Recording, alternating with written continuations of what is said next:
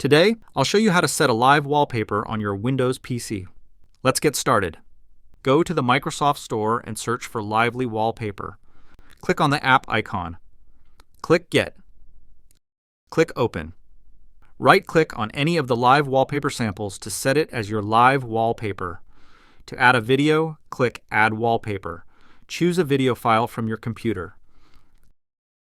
Click Open. Click OK. Wait for the process to complete.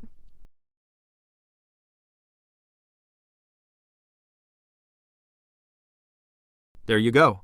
Enjoy your new live wallpaper. Feel free to reach out if you encounter any issues during the process. If this video helps you out, please leave a like and subscribe. Comment below if you have any questions.